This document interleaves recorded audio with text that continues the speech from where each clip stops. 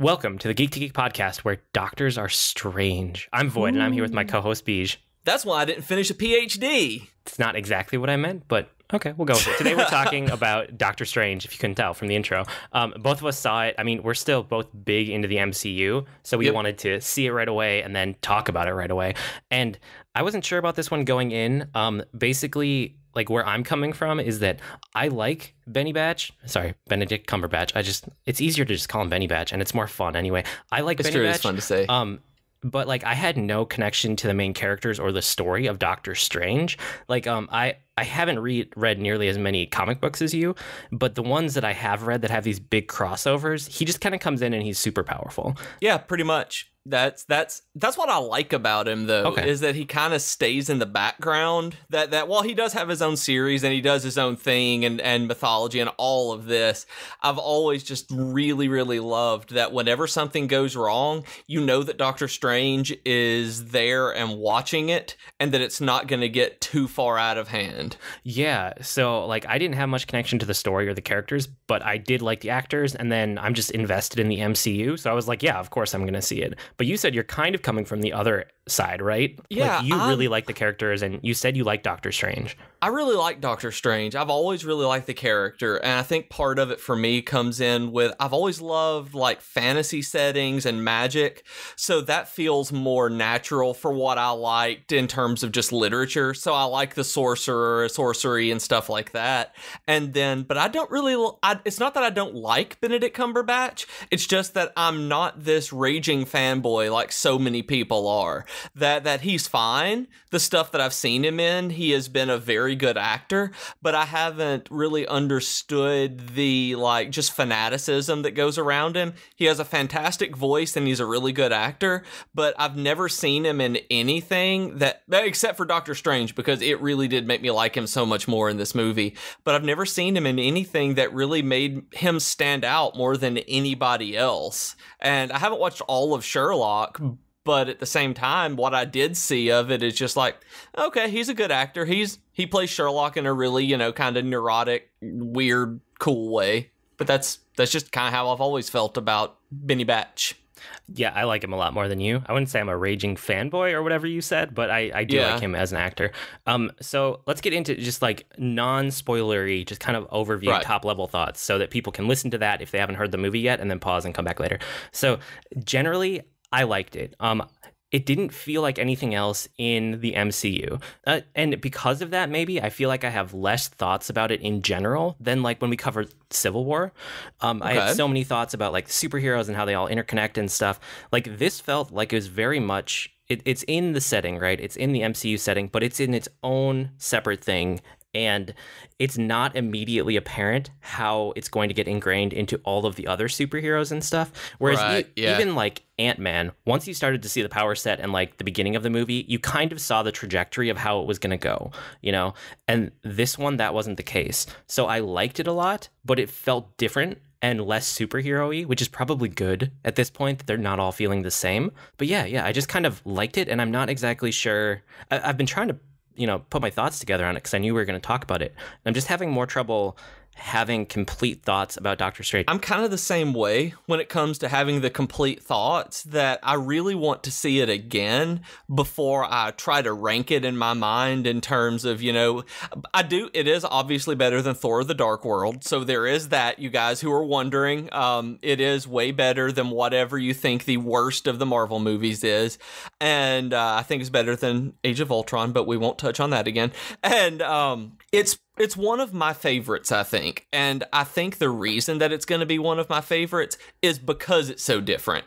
That I got really tired of the superhero movie thing for a while. I've been kind of just almost burned out on the superhero thing. So for me, seeing something that it's so different, it's so, I don't even know how to put it, that it feels like a good thing that there is something completely different in the MCU, because now we have the space side of things with Guardians of the Galaxy, where with Thor coming in with almost the cosmic aspect of it with the different realms, and I think that Doctor Strange is going to kind of combine both of these in coming in kind of like a mediator to bring all of the different aspects together, which is kind of how the character works in the comics. Yeah, and we know he's going to be in Infinity War. Yeah, they had announced that a while back, and I think that he's going to be maybe the Adam Warlock type character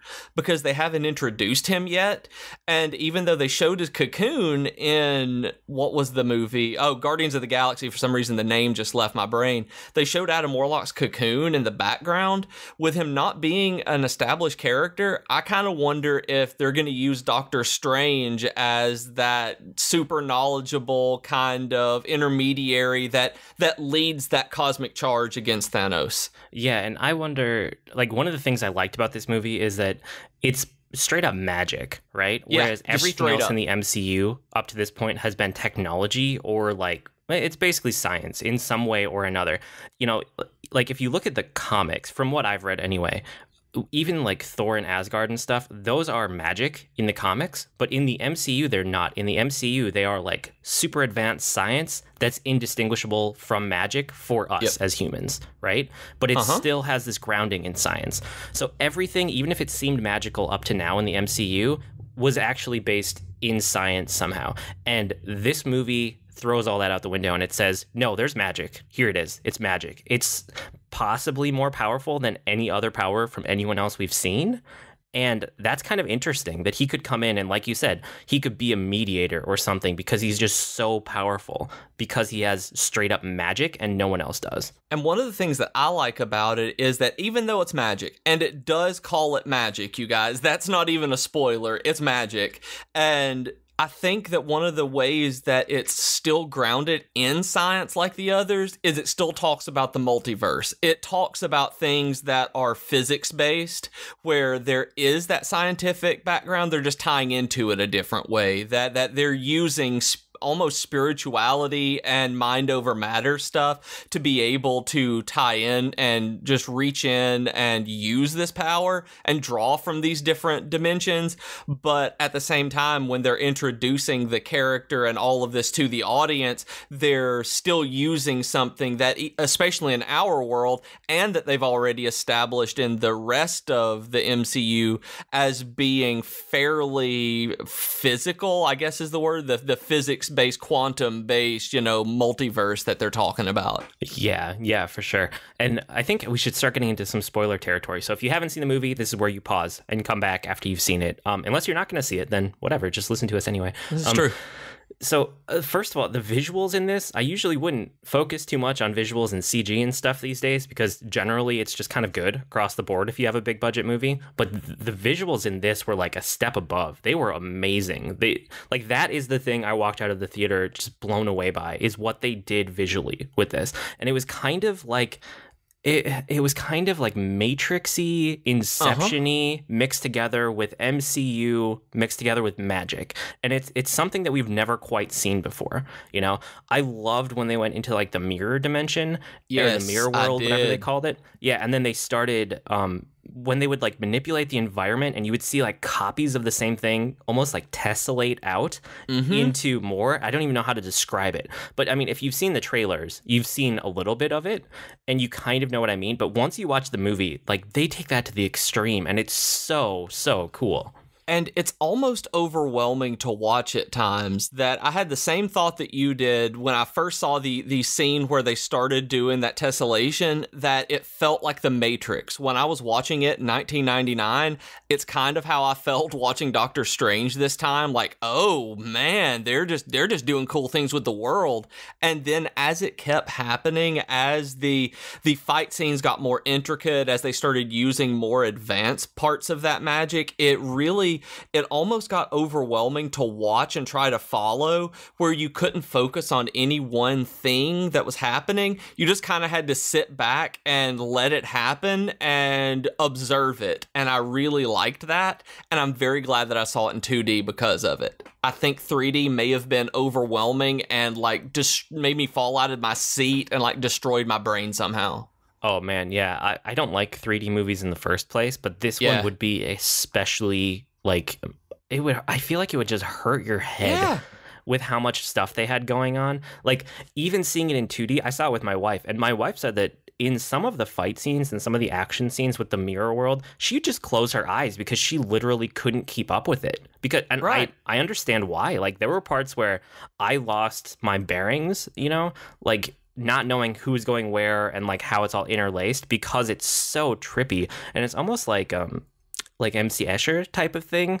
Like, that's what I was going to say. It felt like a 3D moving MC Escher painting. Yeah. That was way more advanced than any of, like, you see those GIFs on the internet where they have that moving, but it's not like that. Like, this is taking that to an extreme where I am terribly impressed with the visual artists and the people who choreograph those fights and being able to direct that, because I don't understand how anyone could make that. Like, my brain doesn't work in such a way that any of that made sense to be able to do it on a computer with visual effects.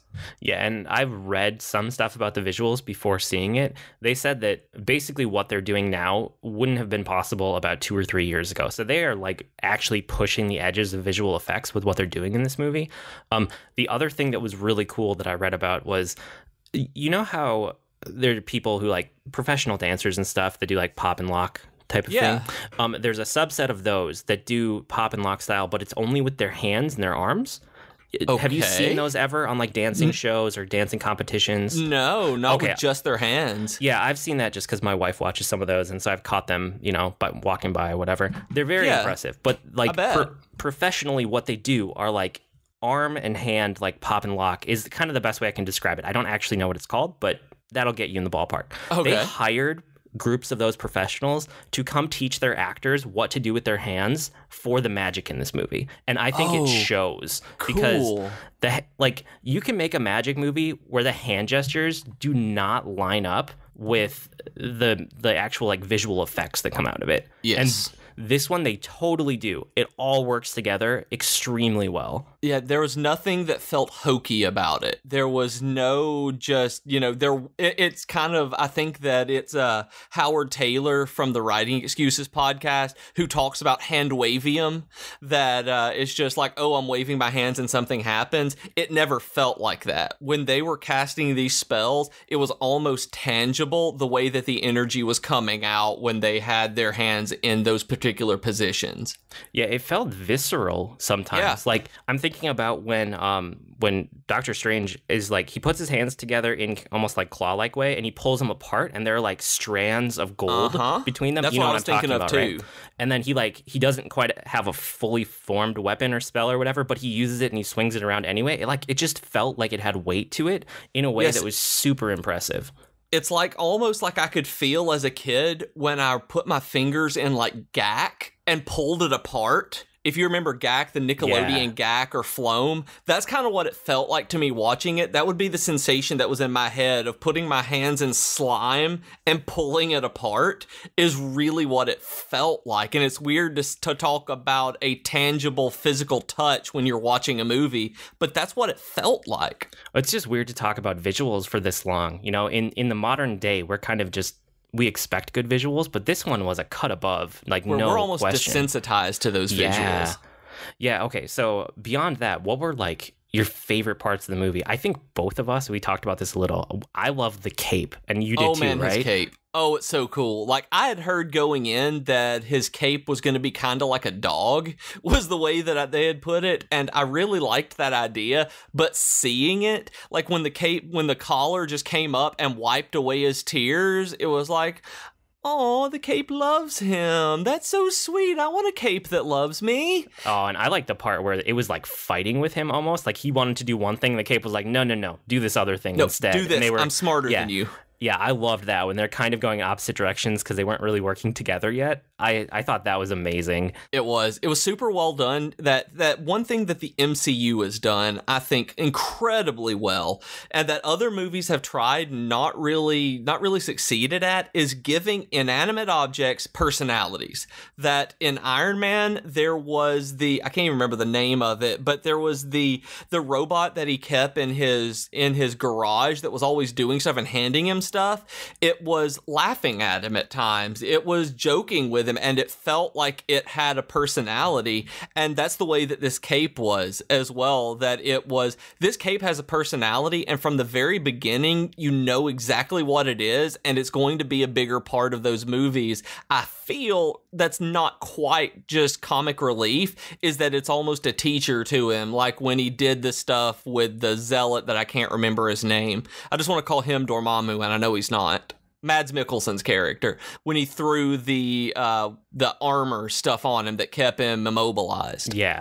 Yeah, it was cool. I thought the cape was very well done. So it'll be interesting to see if they keep doing that in the future, or if they're kind of like a team now and they don't really bring it up again. But it played so well, and like it gave some good humor too when you needed a little bit of comic relief in there. So I wouldn't be surprised if they keep doing stuff with the cape as they bring Doctor Strange back for other movies. I think so, yeah. The other part that I loved, that was probably my favorite part of the movie, was the confrontation with the final boss, with Dormammu. The way that he ignores like the obvious fight on the ground that you think is going to happen between him and the other guy with the crazy eyes, and instead he goes and he flies into that like dark dimension and takes on Dormammu, and he puts him in a time loop. And I just loved it. He just gets killed over and over and over, but he has him trapped because he's looped time in a place that doesn't have time. And it was just this super clever way to do a final confrontation that didn't feel like the same confrontation we've seen a million times between superhero and supervillain, you know? Exactly. That was my big problem with Ant-Man, that Ant-Man felt like Iron Man 1, but was just a little bit different. And that was one of the things, you know what Yellow Jacket's going to do. You know that they're going to have this fight. You know that that's the big problem, I think, in Iron Man 1 and Thor, all of these, where there's just this almost evil version of them that they're fighting. And then you get to Doctor Strange, and he never fights the big bad guy. The big bad, he beats because he's smarter and tricks. And that's the kind of character that I've always really connected with, the one who can outsmart the villain. I mean, that's why I've always liked Batman, is because he's the world's greatest detective. That's why I like Ben on Lost is my favorite character, because he's smarter than everybody else.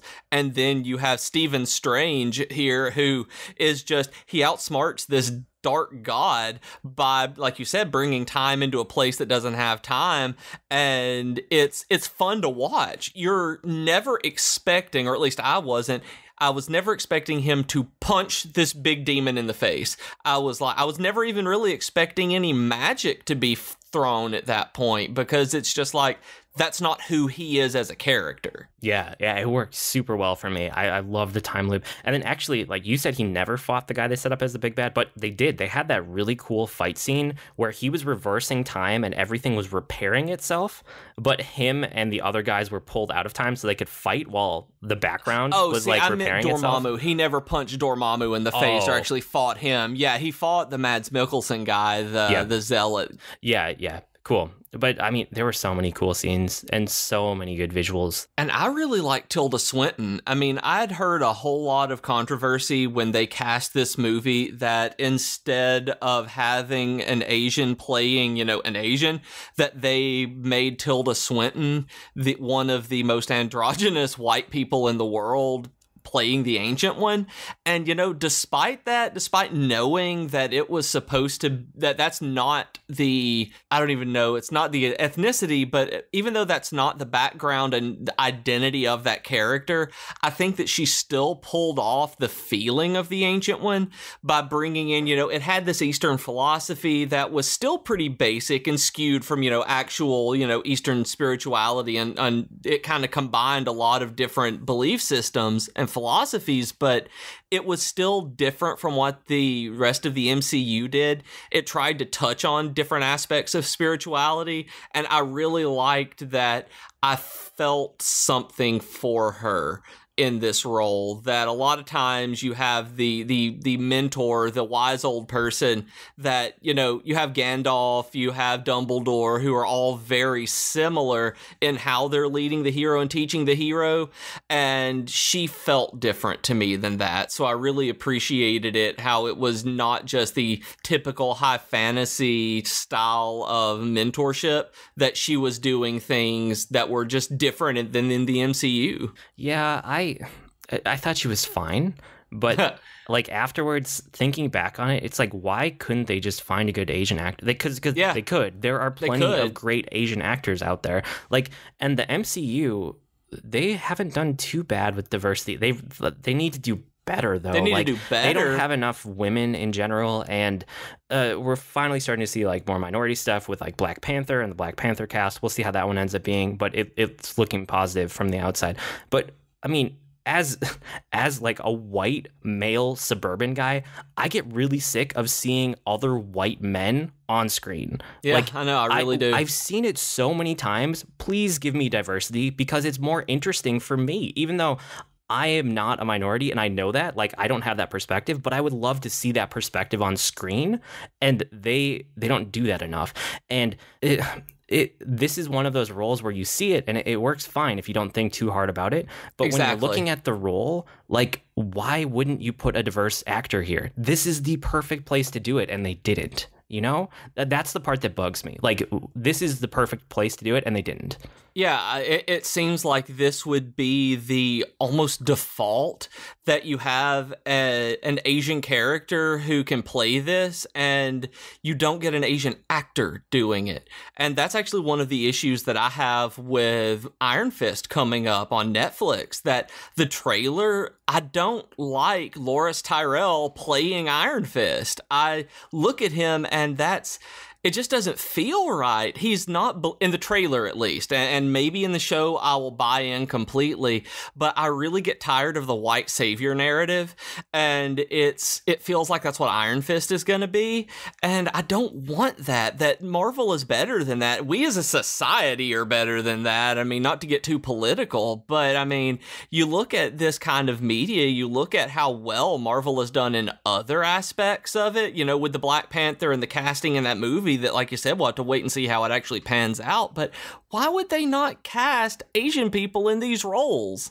As far as Iron Fist goes, like, I really try to reserve judgment until I've actually seen the work that comes out. So we don't know what that's going to be. We've only seen the trailer. Just like I didn't try to judge The Ancient One from any of the Doctor Strange trailers. I waited until I saw the movie completely before I weighed in on it. Because sometimes it's easy to get overzealous about, like, this should be this character or this actor, or that's a bad casting. And then you see it and it works. But I understand your reservations, and it might totally pan out that way. I just, until we see it, like, I don't really want to weigh in on it or one way or another. I may completely buy in whenever it's on there. I may be like, all right, they did a good job on casting this, but it's still like, I don't know. I didn't like the trailer to Iron Fist, and that may be part of what's doing. It's like, boy, this looks like the kind of movie I wouldn't watch. Yeah. Oh, well, okay. So back to, like, favorite parts of the MCU. Right. I'm glad that she worked for you for the Ancient One. But the other thing you had mentioned to me, which in hindsight I liked it a lot too, was that OR fight with the astral projection. It took me completely by surprise. It was like, I did not expect to have this like 3D Inception style, like, just floating, like, fist fight in the OR that was interacting in funny ways with the real world, where Rachel McAdams played it so well in so many of the scenes, because she played it just not even as a straight man. She didn't play the straight person. It was that she was just reacting to this stuff that was different. And so you have him come through halfway into the real world as an astral projection with the really pretty crystalline outline that you don't expect, and she reacts well to it. And then all of a sudden he's like, all right, I gotta go. Goes back into the astral plane and just starts fighting with this zealot who is doing the same thing, and just flying through the hospital. And it's fun. It was a fight scene that I didn't expect, and that wasn't just another superhero fight scene. Yeah, that was a really fun fight scene. And then actually, after it, when he goes back through the portal and she, like, doesn't believe him when he's talking about all the crazy things he's doing, he goes back through the portal and she's kind of looks just stunned. My favorite laugh of the entire movie happened there. That got the whole theater that I was in laughing. The mop that falls after it's kind of like this dead silence while she's just processing, and then the mop falls and she screams. Like, I laughed so hard when that happened. It caught me totally by surprise. Yeah, my wife and I did too. We were just sitting there and I cackled at that point, because it's silly humor, but it worked so well at that point. Yeah. Okay. So in terms of other things to talk about for the movie, I wanted to just touch on the overall structure again, because this is another origin story. And you guys probably know by now that like origin stories, I don't like them very much because they don't hold up as much to rewatching. They kind of feel more and more boring the more you watch them because you know the origin story. Like we've talked about this before, you know, like everyone knows Batman's parents are dead. You don't have to redo it. I understand Doctor Strange is different because most people don't know him. I didn't know him very much. Yeah, my wife knew nothing about him, so she needed that origin story in this. Yeah, and I honestly kind of did too. I'm just glad that they didn't spend too much time with him as a doctor, which is what I was really worried about going in. They spent enough time there, but I don't think it was too much. It didn't feel like the majority of the movie was that, you know? And I liked the doctor part. And I think that's because it's interesting to me to see the character change. So I thought they did a pretty good job of him. I don't even want to say it was the doctor part. And I think it was the not sorcerer yet. I thought they did spent a good amount of time on him not being the Sorcerer Supreme yet. That before he got into magic at all. See, I liked the part after he had his accident when he was on his journey. Okay. I thought that was very interesting. That was very cool. It was just the part before the accident where I was like, okay, I get it. He's a doctor. He's arrogant. Like, you don't need to spend so much time on it, which I know they kind of do to establish the character. But I know when I watch this movie a second time, much less a fifth or sixth time, that's the part where I'm just going to be bored, is the whole part leading up to him having the accident. And then after that, the rest of the movie is interesting to me. The first time it was fine because it establishes him as a character, but like just seeing him be that arrogant doctor, I'm like, yeah, okay, I get it. Move on, you know, but that's me. That's my inclination towards not liking origin stories in general.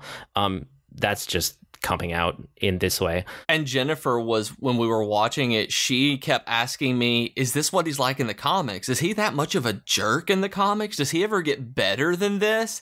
Because she hates mean-spirited people. When it started out, it felt like an episode of House to her, she said, and she cannot stand watching House because she hates the kind of character where they're mean, they're bad, everybody treats them well because, oh, they're so smart, they have to act this way, and it's like they overlook them being legitimately terrible people. And so she asked me, does he ever become nicer? And I'm like, yeah, that's part of the whole story. And I mean, he's still going to be this guy who he is at his core, but he learns through, you know, training and all of this that other people are other people. And she was like, okay, good, because I can't stand this, where they at least establish the character well enough to elicit an emotional response.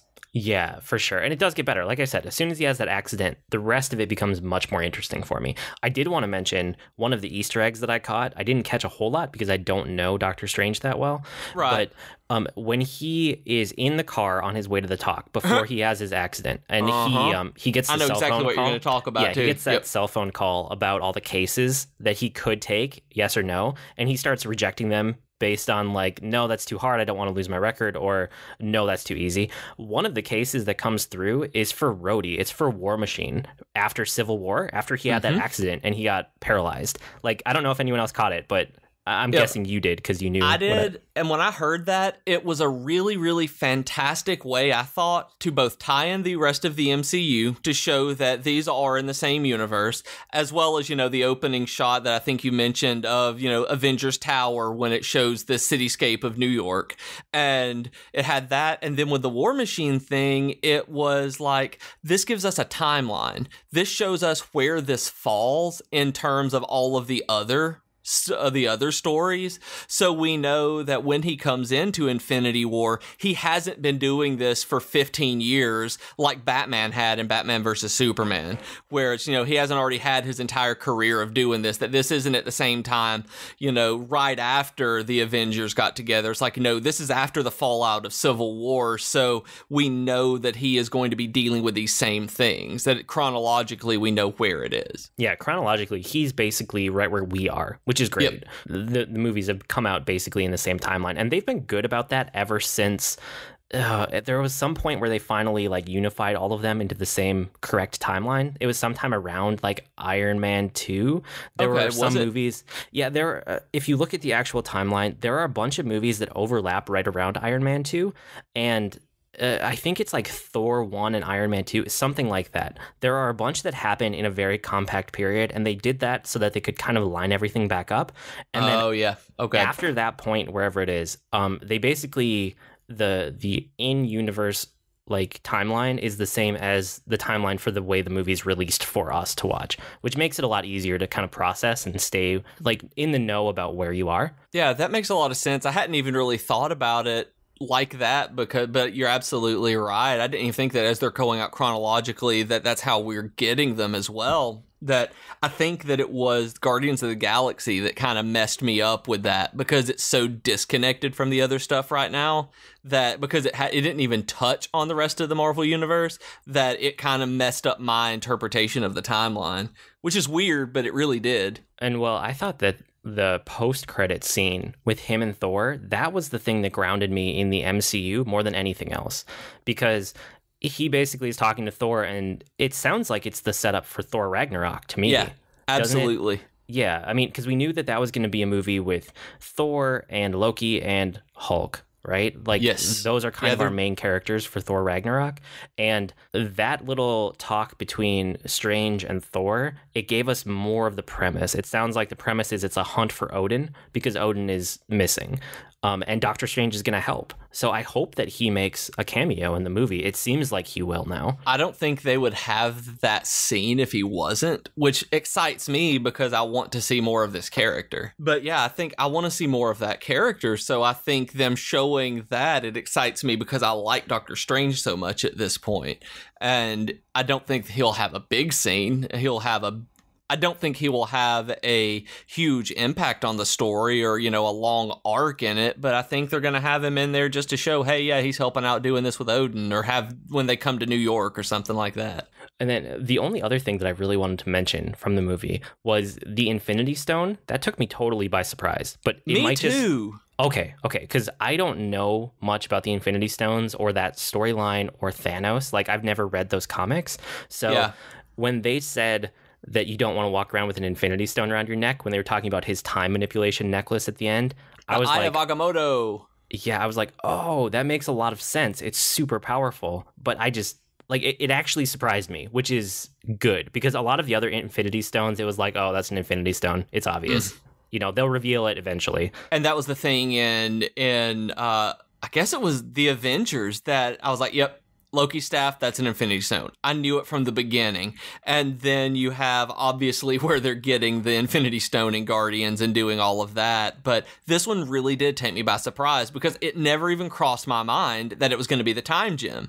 That it should have, as somebody who knows a little bit about it. But not one time when I was watching this did I see the Eye of Agamotto as being the Time Stone, because they've tied so much stuff into magic earlier in the movie that I didn't even think about it being anything other than just a relic. Yes, exactly. Any other final thoughts on the movie? I want to watch it again is really my biggest thought on it, that they couldn't have cast it any better, that I thought every single person was well cast, even if it wasn't the appropriate casting.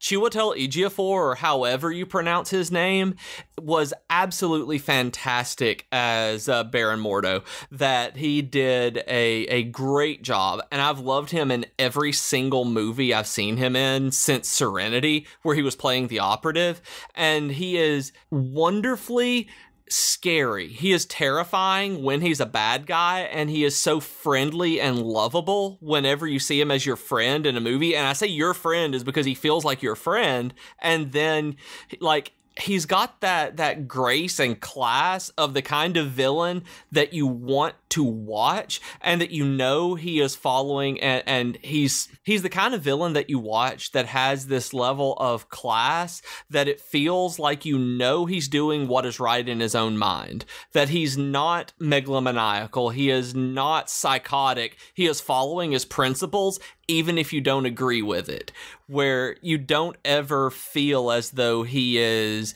a threat to you because he is terrifying, and like he's not the Joker, but you watch him and you're like, oh, I'm scared of him because he is planning out every last thing because he believes in this, and that makes him even more scary. That he's wonderful in Serenity, and I loved him in this. Yeah, and I think it really worked for me because I don't know the Doctor Strange story at all. So I didn't know that, like, I looked it up afterwards and he's a villain, right? Yeah. But I didn't know that going in. So I didn't see him as a potential villain until that very final post-credit scene. And I was like, whoa, he went rogue. What's going on? So I went home and I Googled it, and then it's obvious, like, oh, he's one of the villains that Doctor Strange goes up against. So they basically set it up so that whenever they have Doctor Strange 2, whatever that ends up being, he can be the main villain, and it could be really good. And the same thing happened to Jennifer when we were watching it. She was like, so is he always a villain? And I was like, oh yeah, I knew, you know from the beginning he's going to be a villain if you know anything about the story. She's like, I got nothing from that. I got nothing that he was going to be until he did.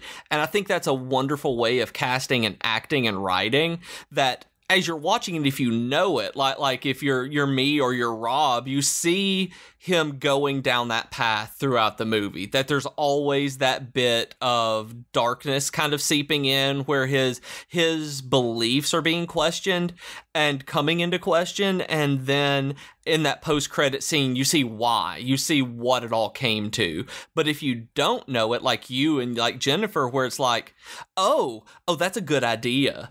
That it still makes sense, but on further rewatch, you can watch it and see it making more sense. Yeah, it's just cool that they're finally getting to some of these lesser known heroes, that it's not this huge cultural thing. Like, we all understand Batman and Spider-Man and Superman.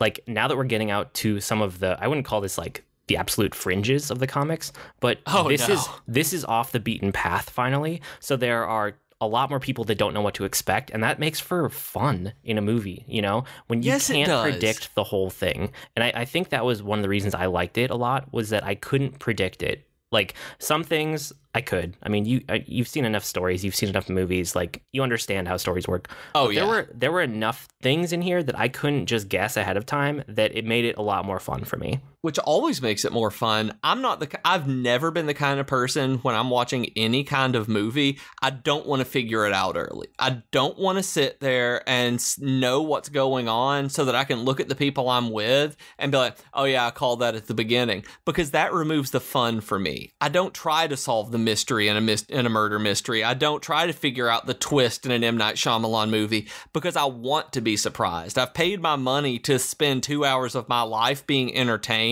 I don't want to be cynical throughout the rest of the movie. And see, the way my brain works, I can't help but work a problem that's put in front of me. So most movies I predict before the end. And that's just the way it is. It doesn't mean it's a bad movie or that I don't enjoy it. But when there's one that actually does things that surprise me, I just enjoy it so much more because of that. So I can see that. Yeah, we both like Doctor Strange a lot. It was a lot of fun. I do want to see it a second time at some point. I might wait for it to come out on video, though, just because getting a babysitter and stuff takes a lot of work. But yeah, with that, we still have our geeky offer of the week before we get into other stuff. So if you haven't tried Gamefly yet, we still have gameflyoffer.com/geek. You can get Gamefly games. It's just a game rental service. They send them to you in the mail. You send them back in the mail. It works like Netflix DVD plans used to. Yeah, it's good. So Gamefly offer of the week /geek. If you're interested, you can get like a free month. Besides that, we also have a last call for Q&A. So we're doing our kind of Ask Me Anything style show. We're going to record it probably next week, because then we can kind of take a week off for Thanksgiving. So get any last questions to us, send them to our Twitter @Geek2Geekcast, or jump on the subreddit, which is /r/Geek2Geekcast. And there's a thread that's pinned at the top of the subreddit where you can leave them. And I've been checking every couple days. I'm adding them all to a list. So we will be recording that soon. Get any questions you have to us. Yeah, and it doesn't have to be necessarily geeky. It doesn't necessarily have to be about video games or movies. If you want to know something about us, we've had personal questions, things like that asked. So whatever it is you want to know about me and Void, let us know. We'll do our best to answer them. Yeah, and with that, it's time for our Weekly Geekery, where we share what we've been geeking out about this week. What do you have this week? Okay, so mine's really weird what I've been geeking out about this week. I've thought about it, and I realized that with quitting my job, my mind has been on money the entire week. Like, I've hit that point in where I've got that phase in my life now where I'm, oh my goodness, what have I done? So my mind has been on money and, paying the bills and all of that. So my friend told me about an app called Acorns. Have you ever heard of it? No.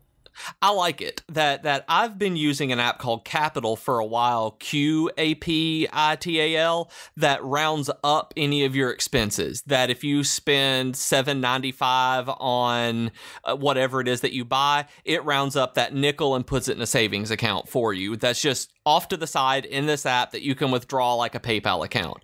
And when I told him about this, he's like, oh yeah, I've been using Acorns for that. And I was like, what's Acorns? And it turns out that it's the same thing. It rounds up all of your purchases, but it also then invests them in like mutual bonds and stocks and mutual funds and stocks and bonds and things like this based on your criteria. So you are then earning interest and investment on it, and you eventually get dividends as you add up and put more money in. So you can put a recurring investment of however much you want per month or per week, and then if you want to, and then you can have it round up all of your purchases. So anytime it gets to a $5 threshold, it invests that. And so you're going to be able to make money on it. And it's just interesting to me, and every little bit helps. And we've been looking to invest. And so this is a very small way of starting out that you're probably not going to lose money on it. That I haven't missed any of the money that has come out with it being such small increments, that as I've been using Capital and now this, we don't even think about it, because you're literally getting nickel and dimed as it goes through, that it'll add up over time for your benefit. Cool. Yeah, that sounds like one that I would want to check out. I will actually definitely check it out after this and just take a look at it. Yeah, it sounds sweet. For me, I'm actually approaching like the end of what I wanted to accomplish with my GameFly subscription. Now that I've had it for like, it's getting close to 3 months. I've been through almost 50 games, and that's insane. Well, I turn them around super fast. I know you do. And so I started with like the 2-game plan, and then I moved up to the 3-game plan so I could turn them around faster. But yeah, I'm getting to the end here, and I'm almost ready to cancel it and then wait another 6 months to do it again, or maybe even longer. Yeah. Kind of like what I do with Marvel Unlimited is what I'm thinking, where like every once in a while, yeah, I'll pick it up and then I'll just catch up on what I've been meaning to catch up on. And so I was holding out because there were a bunch of November games coming out that I wanted to check out. So I'm almost to the end of those. Like I said, last week I had done Battlefield 1 and Titanfall 2. And then this week I grabbed Call of Duty Infinite Warfare, which you and I were texting about a little bit last night, right?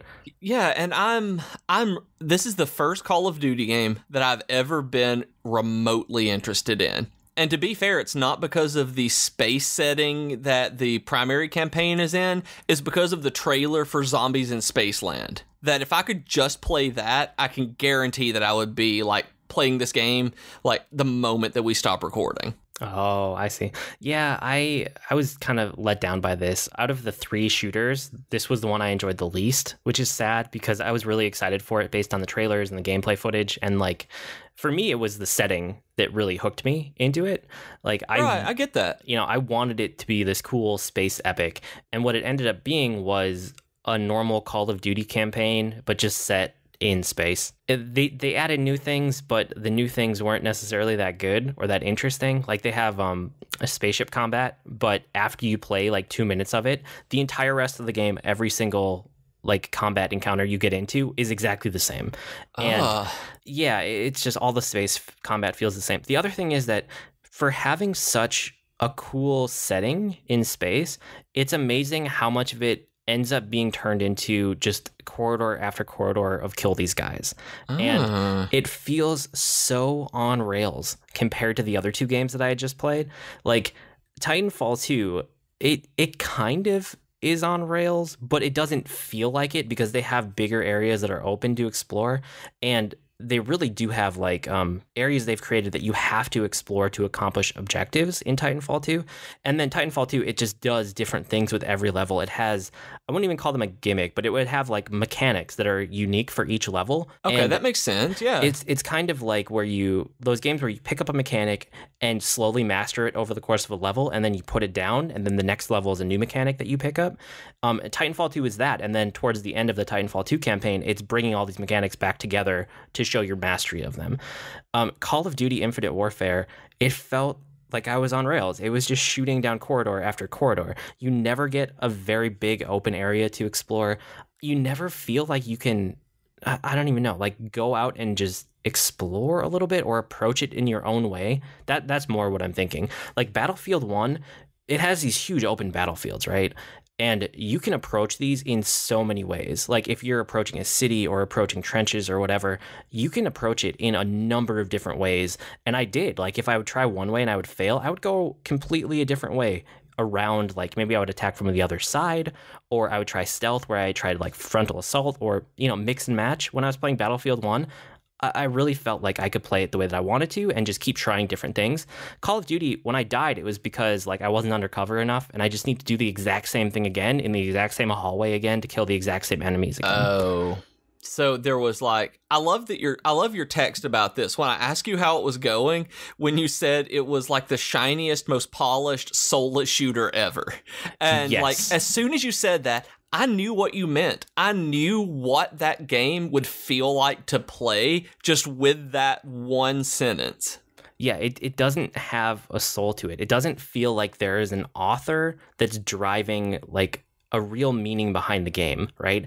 It feels like they just took the Call of Duty formula and plugged it into space, but they didn't really push anything. Any of the like big set piece moments or big dramatic moments of the game where it feels like it should have impact, they take all the control away from you. And they make you look where they want you to look, or they put your ship on autopilot and you can't control it and you just have to watch. It's like they don't trust the player enough, you know? Do you at least get like the active, I can't even remember the name of these things. I hate them. Like in Tomb Raider where you have to press a button at the right time to get through it. What are those called? No, they don't really have those quick time events. Yeah, quick time events where even in the big set pieces, they don't do stuff like that to make them mildly interactive.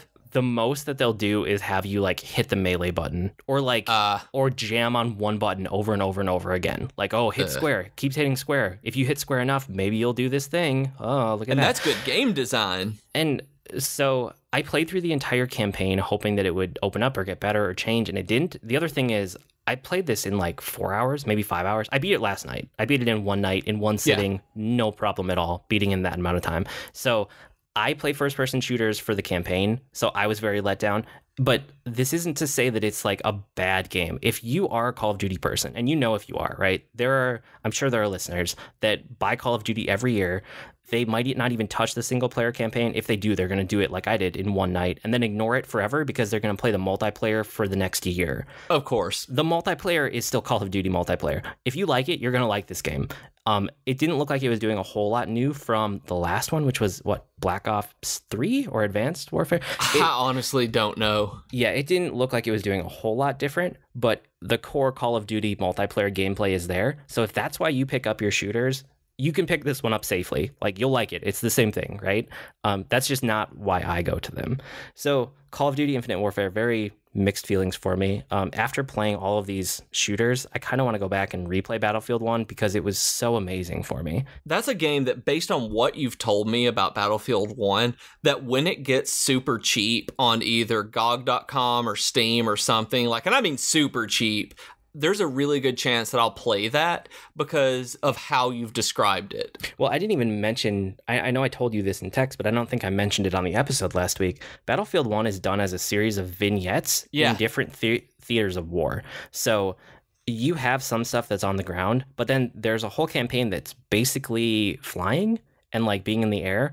And then there's a campaign where you are a tank driver, and it's all about dealing with a tank and dealing with the mechanics. And there are some levels where you're a tank. There are other levels where you have to get out of your tank for various reasons that tie into the story, but it's still about the tank. Then there's a whole like theater of war that's Lawrence of Arabia, and you are a rebel who's working with him, and you don't get any weapons. You have to steal all of your weapons through playing the level, because that's what the rebels did. They stole the weapons to be able to fight back. And all of these little vignettes hit me super hard, especially the tutorial. The tutorial is African-American soldiers who are fighting in the trenches. When the tutorial starts, it says like something about how World War I was super deadly, super bloody. You are not expected to survive, right? Oh, yeah. You did tell me that. And I thought that was just trying to drive home the impact of World War I, because it was a horrible conflict. But it actually ties into the gameplay of the tutorial. you are put into a soldier with a loadout, and it gives you a couple of controls. It's like, use this stick to move, use this stick to look, and then shoot, right? The very, very basics. And you play as that character until your trench gets overrun and you die. And then it gives you that person's name, the date of birth, date of death, and then it zooms over to another character in a squad nearby with a different loadout, and it gives you a little bit more of the tutorial. It's like, it might give you a guy where you're stuck in a building and it's like, hit this button to crouch to get out of here, and then you go back into fighting until you die again. And it does the same thing. It does that kind of fade out, and you zoom over to another character. So you get the tutorial through a series of loadouts and a series of characters as they die in front of you. And it had a huge impact on me. So that would make me so sad. Like, that would affect me on a really deeply emotional level that I'm not sure how I would handle that.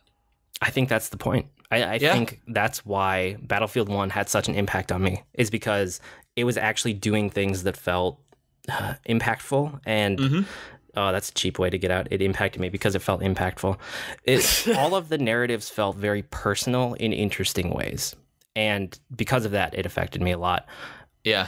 So yeah, there's kind of my summary again of all the shooters I just tried. I like Battlefield 1 the most. Titanfall 2, it was cool. They were doing interesting things. Call of Duty let me down. But again, if you are a shooter fan, you probably know which one you like for the multiplayer, and that's why you're going to buy it. So me talking about the campaigns isn't going to sway you one way or another too much. Besides that, I watched a bunch of TV this week, which normally I don't watch a whole lot of TV, but when a good show gets me, it really gets me. So I started watching The Crown. Have you seen the trailers for that? Well, I knew that I'd texted you about it being on Netflix now. I didn't know if you had watched it yet. Okay, so you did know about it. Oh, yeah, that's right. You were texting me.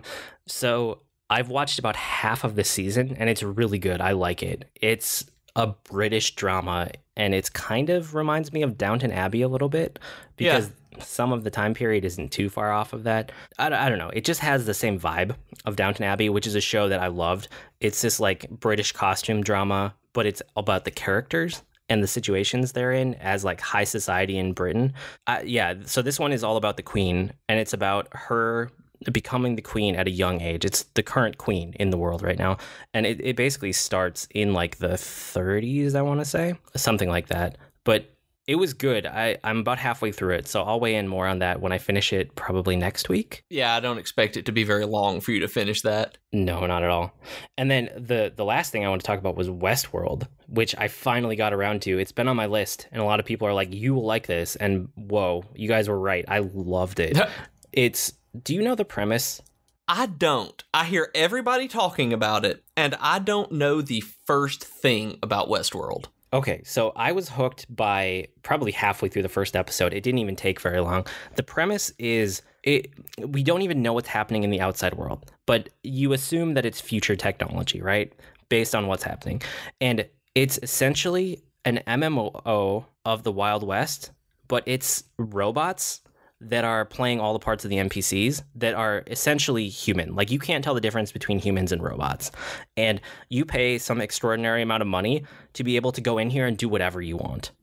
So That's weird. You are the character, but you are yourself. Like, they equip you with Wild West gear, and they put you on a train, and they send you into Westworld. And it's this huge open world, actual physical space full of robots and towns and everything you would expect in the Wild West, and you can do whatever you want.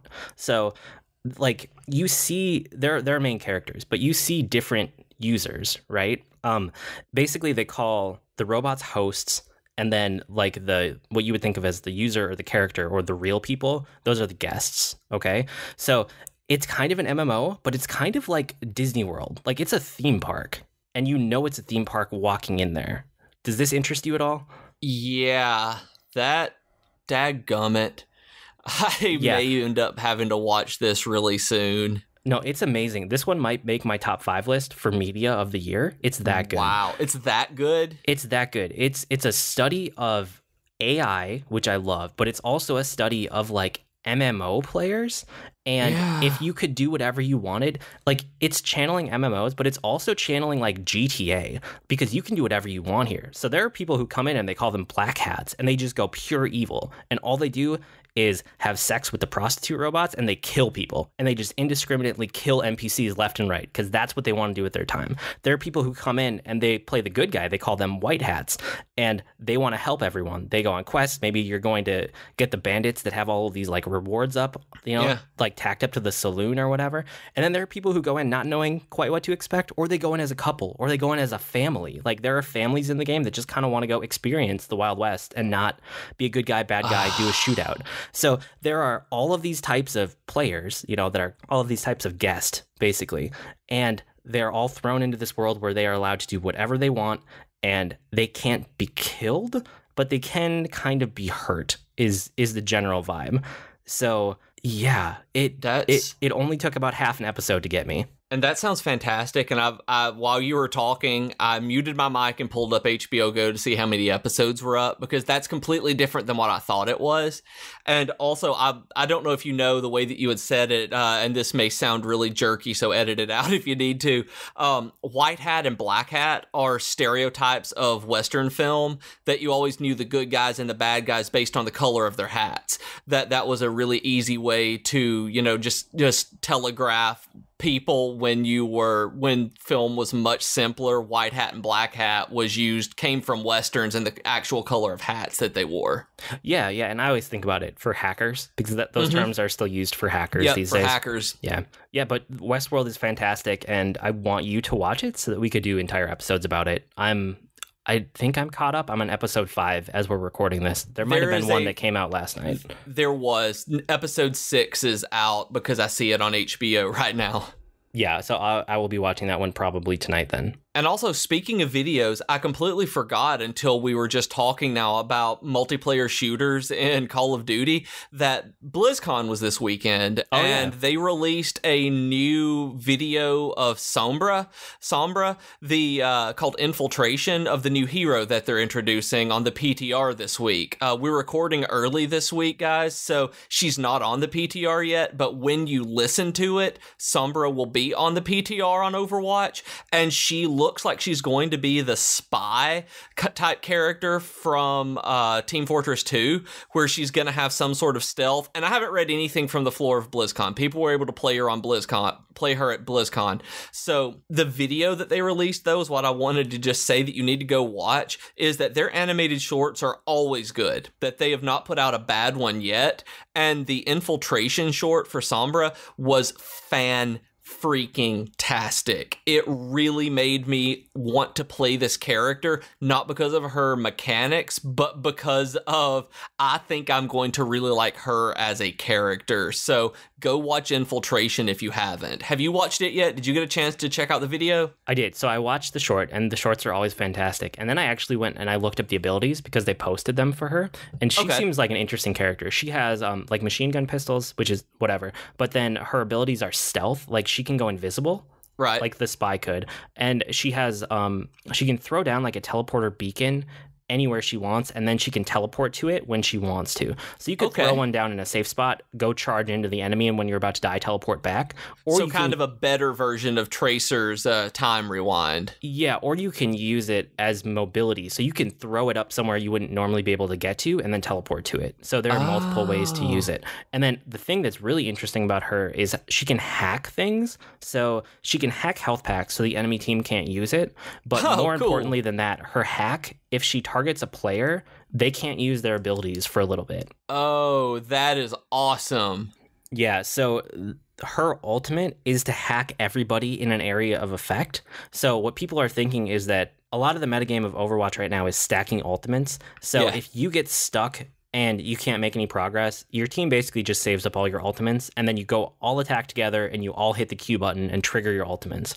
The thing with Sombra is that if she has her ultimate up, she can shut that down because she'll disable all your abilities. So it might change the metagame a little bit. Which will be a good thing because it gets super frustrating with that as well. And I've been playing Overwatch a little bit more lately, and while this is going to make me play Overwatch more often, I think, I also hit that toxic community again last night, and I think that I may be done except for quick play, because they're taking out the hero stacking is how they put it, that there's not going to be hero stacking in quick play anymore, which is the only reason I'm playing competitive right now. So I will absolutely be playing quick play almost exclusively after this, because the only reason I don't is I hate games where I get on a team with like 3 Junkrats or 3 Torbjorns or something like that. Like, I just hate it. So that's not fun for me. So I've been playing competitive.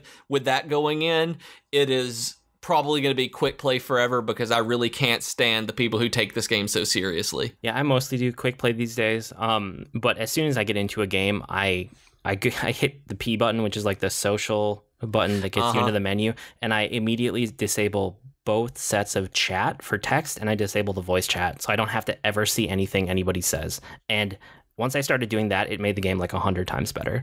I could see that. Yeah. I wish there was a way in the settings to just always turn it off, so I never see anything from anyone, instead of having to do it manually every game you get into. But yeah, I know they want people to be social, but it's just communities get toxic over time, and I don't want to deal with that.